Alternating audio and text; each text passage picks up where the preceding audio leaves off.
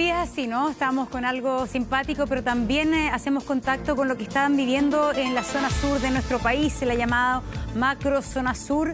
Esto surgió luego de una denuncia, la verdad que es una declaración del alcalde de Cunco, Alfonso Coque, que señaló que hay un grupo importante de alcaldes amenazados en la región, en distintas comunas de la región de la Araucanía, provincia de Malleco, también de todo lo que se conoce como la macro zona sur.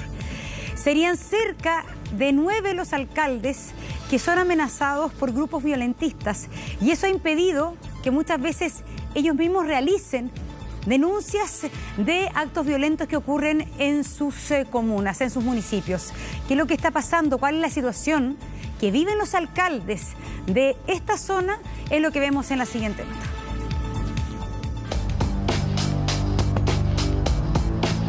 No es algo nuevo la amenaza de alcaldes y de la ocurrencia de delitos que finalmente no son denunciados en la región de la Araucanía.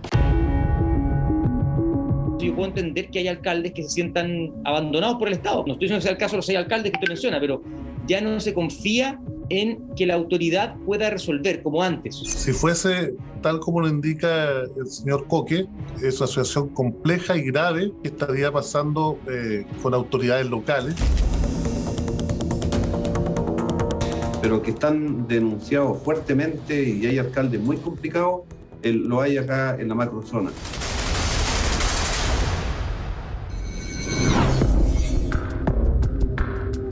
Sin duda que la crisis en la Araucanía es un tema aún sin una solución, en que cada día se conocen nuevas aristas. Quien tuvo polémicas declaraciones durante las últimas horas fue Alfonso Coque, alcalde de Cunco, el que manifestó que existen algunos alcaldes, en su mayoría de la provincia de Malleco, que se encuentran amenazados de muerte y que por temor no han realizado denuncias. Todo en el contexto de la violencia que se registra en la macrozona sur. Nosotros tenemos la reserva todavía de mantenerla a ellos porque por temor a las represalias fuera de las amenazas podrían causarle más daño. Por lo tanto, yo pedí una audiencia con el fiscal regional para conversar con él y darle a conocer los nombres, pero no por denuncia, porque ellos quieren mantenerse al margen. Dicen que si hay... Bueno, vamos a conversar con ellos porque cada uno es individual si puede hacer la denuncia a la fiscalía o no. Que tienen miedo de actuar, que grupos terroristas podrían acercarse a los municipios, fueron solo algunos de los argumentos que entregó el jefe comunal, dejando entrever una realidad que se viviría en distintos municipios de la zona. La mayoría son alcaldes que son de ciudades grandes, no son chicos. Cuando los alcaldes dan a conocer, ¿no es cierto?, sobre la violencia que existe en su comuna o dan a conocer un tema o denuncian en estos momentos, inmediatamente aparecen las amenazas, porque estos grupos violentistas no quieren que nadie hable de ellos, que los dejen en libertad o que nadie saque la voz. Entonces, cuando un alcalde saca la voz por su comuna y lo único que busca es la paz, quiere trabajar en conjunto con todas las personas, ¿no es cierto?, que están dentro de su comuna, porque ahí viene el problema con ellos. Y hay alcaldes que, lamentablemente, hay gente dentro de las comunas que no quiere nada ahí en el sector de la macrozona. Pero de verdad que se vive de otra forma en ese lugar. Hay una ausencia de Estado, hay una desconfianza de las instituciones. Entonces la verdad es que la cosa ha ido cambiando y yo entiendo entonces que hayan autoridades incluso que tengan temor de denunciar o que sientan que no tiene sentido denunciar, porque hay una sensación de orfandad del Estado. Hay gente que está sufriendo baleos y que no los denuncia, porque da lo mismo, ¿para qué? Todo en medio de declaraciones de otras autoridades de la región de la Araucanía que han alzado la voz en más de una oportunidad respecto al conflicto mapuche. Este parlamentario también ha demostrado su preocupación respecto al tema. Una zona marcada por la violencia, asegura. Que a veces las amenazas se hacen realidad y también a parlamentarios. Fíjate tú que hay una amenaza que sufrió el diputado Paulsen, le quemaron la casa. Al diputado Radke le quemaron también la casa, galpones, maquinaria. Lo que yo sé, porque converso permanente con ellos, cuando ellos escuchan que van a haber ataques, ellos inmediatamente esconden sus máquinas y eso es lo que hace permanentemente la Araucanía. Es más, en sus declaraciones afirma que los partidarios de la violencia en el día te pueden incluso disparar como tiro al blanco. Que las camionetas de Temuco, alrededor de Temuco, las atacan. O sea, estamos hablando alrededor de Temuco. Entonces, si eso lo vamos abriendo a otras comunas, tú te das cuenta que muchos vehículos de salud, de educación, del agro, no solo son disparadas, sino que las roban. Eso ya es permanente. ¿Quién pone freno a esta violencia?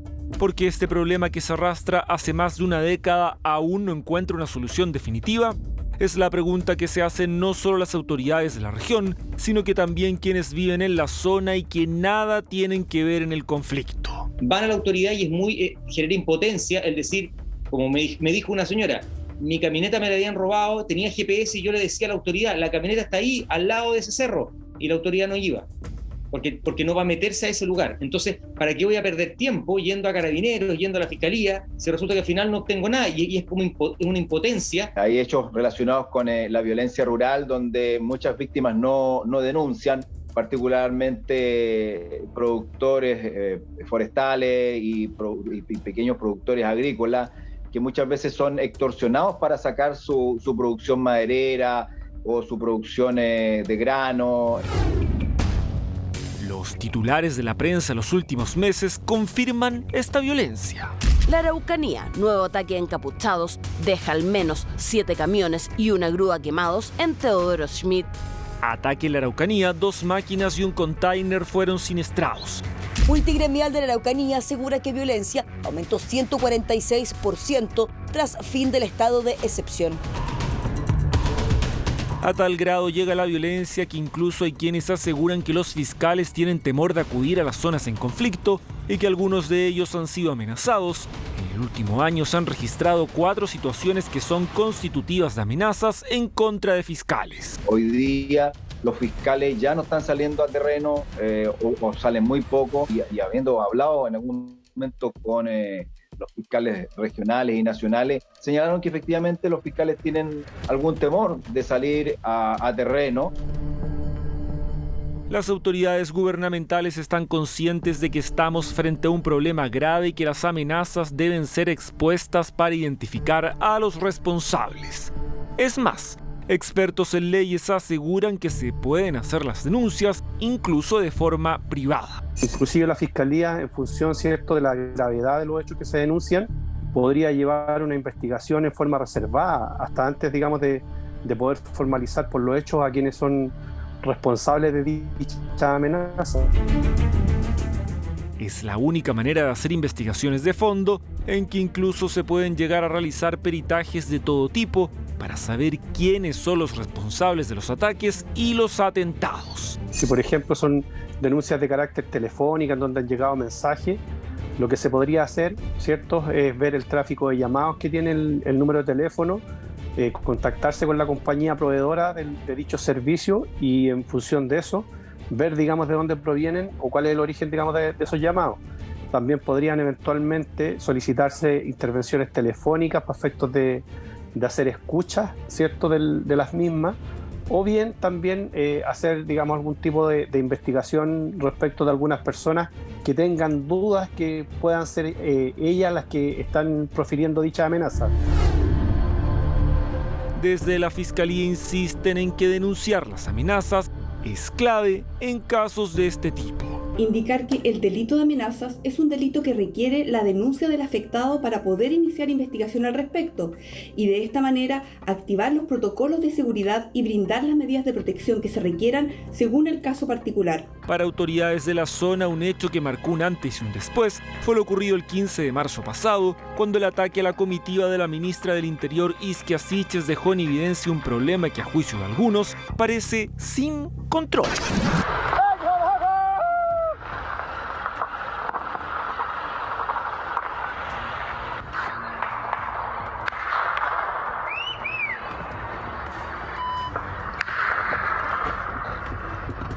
De ahí en más, la prensa habló del conflicto por tierras ancestrales, de narcotráfico, ataques a vehículos, robos de autos, de tráfico de madera, de narcoterrorismo y de otros delitos que en esta zona se repiten constantemente. La autoridad intentaba explicar el ataque, mientras la oposición hablaba de un error al querer llegar a esa zona. Donde nos inviten, evidentemente el Estado va a seguir llegando, tal como ocurrió en este caso, y esperamos, obviamente, trabajar en conjunto con las comunidades para recuperar confianza. Falta voluntad política, dicen algunos, frente a un complejo escenario que no da tregua. En un comienzo del gobierno, ¿a dónde fue? A Temucuicui. Y la ministra fue recibida con balas, ¿no es cierto? ¿Y qué ocurrió? No hizo nada. Dijo, no, era una manifestación. ¿Por qué no fue a Tirúa, donde tenemos comunidades, donde justamente murió el comunero mapuche, ¿no? Segundo Catril, comunidades que están trabajando en paz? ¿Por qué no fue ahí? Después empezaron a folclorizar esto, o sea, todo mal desde el punto de vista del relato que trataron de instalar, que hoy día obviamente ya no dicen nada de eso. Lo primero para el tema de la Araucanía, lo primero es la seguridad. Nosotros no estamos en contra del gobierno de turno, todo lo contrario, nosotros trabajamos para que los recursos lleguen a la región y puedan ser distribuidos en cada una de las comunas para las familias que tanto lo necesitan hoy día, que son las familias vulnerables. Ese es el trabajo que realizamos nosotros con los gobiernos hoy día, pero lamentablemente el Estado de Derecho hace muchos años que no está funcionando en esta región. En los días siguientes a este ataque el panorama no cambió. Hay lugareños que tienen miedo de ir a centros de salud o a casas de sus familiares en el sector. Otros que ni siquiera pueden transitar por puntos específicos de la zona por miedo a algún ataque. Tenemos el conflicto con los pueblos originarios, que es real también y que es distinto a esto, pero que también le suma elementos. Tenemos una pobreza muy grande, tenemos una falta de, hoy día, con ocasión de la inseguridad y de muchos otros elementos, tenemos una ausencia de inversión de privados en la región y también de inversión pública, porque la inversión pública no se puede realizar. El gobierno no se ha puesto en contacto con los principales gremios de la región de Araucanía, y con ello avanzar en un diálogo que, claro, los violentistas hoy día se niegan al diálogo, pero eso no significa que el gobierno tenga que dialogar con distintos sectores, agrícolas, forestales, del comercio, del tema turístico, etcétera, para ir buscando alguna alternativa de acercamiento. ¿Quiénes integran estos grupos armados? ¿De qué sirven las innumerables reuniones por seguridad que se han realizado entre autoridades y los últimos gobiernos? Según este parlamentario, se han logrado algunas medidas para enfrentar el problema, pero falta mucho por hacer. Y el éxito o fracaso era, si lográbamos que no se quemaran, que se quemaran menos camiones, era un éxito, pero finalmente logramos que no se quemara ningún camión más. ¿Qué hicimos? Llegamos a un nivel de cada 5 minutos pasar a una radiopatrulla por los sectores más complicados, que no es poco, es bastante estrecho, con el mismo material. Nos recurrimos a los militares. Nosotros teníamos un general, el general de la 9ª zona, pero nos dábamos cuenta que el delito rural tenía otra característica. Creamos la Prefectura de Control del Orden Público en Ercilla, en Pirima, en el Pailahueque, y ahí pusimos 1.600 carabineros que se iban a dedicar al tema de la violencia rural. Precisamente este diputado, en su época como intendente, también recibió amenazas, reflejando que este problema se arrastra por años. ¿Cómo poner fin al conflicto? La misma medida que tomaba la PDI junto a los fiscales de instruirlos para efectos de resguardar su integridad física y permitir que ellos salgan a terreno, puedan levantar de mejor manera las pruebas. Son ellos los que tienen que saber cómo se levantan las pruebas, estar en el lugar de los hechos. No es lo mismo que se lo relaten y con ello permitir que los responsables de los hechos de violencia de la región de Araucanía sean detenidos, juzgados y castigados. Quien sabe de estas problemáticas es el alcalde de Temuco, Roberto Neira, quien tras enterarse de las amenazas que no han sido denunciadas, nos revela el escenario actual en esta zona. Hay situaciones complicadas, eso no lo puede negar nadie. Y si esta información que nos entrega el presidente de la AMRO a través de los medios de comunicación, sí los nombres, lógicamente, porque queremos resguardar la integridad de nuestros colegas, pero a lo menos haber sabido previamente esta situación nos hubiese permitido también tomar resguardo en aquellas comunas donde es más complicada la situación. No se trata de grupos aislados ni inconexos. Acá la organización, los horarios, el modo de actuar y los blancos de los ataques están siempre definidos. Por ejemplo, sí, el alcalde de Victoria ha dicho en distintas reuniones que funcionarios de su dependencia municipal han sufrido atentados, o sea, han sufrido agresiones directas hacia sus funcionarios. A diario nosotros a lo menos vemos la situación de atentados que existen a sitios privados o también inclusive a carabineros. La pregunta inevitable que por años ha sido tema de debate es cómo solucionar este conflicto en la Araucanía, qué hacer y qué disposiciones tomar. Cada alcalde de su comuna sabe dónde está la violencia, sabe dónde están las personas que hacen daño. Conocemos, andamos ahí dentro de la comuna. Por lo tanto, yo creo que este es un trabajo con todas las instituciones del Estado, como dijo el general de zona, y los invitaba a trabajar todos juntos para buscar una solución. Yo creo que estamos cercanos a un tema, si no estamos ya en un estado fallido. Entonces, ¿qué es lo que tenemos que hacer? Es volver el Estado, es correr la cortina, volver a prender la luz, volver a pintar las paredes, volver a poner los vidrios rotos. O sea, aquí hay que recomponer lo que está roto, volver a tomar el control de ciudades donde es prácticamente tierra de nadie.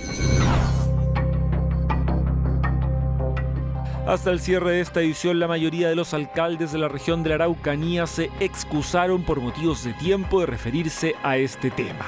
Todo en medio de un difícil escenario que hace aún más complejo el panorama en esta zona.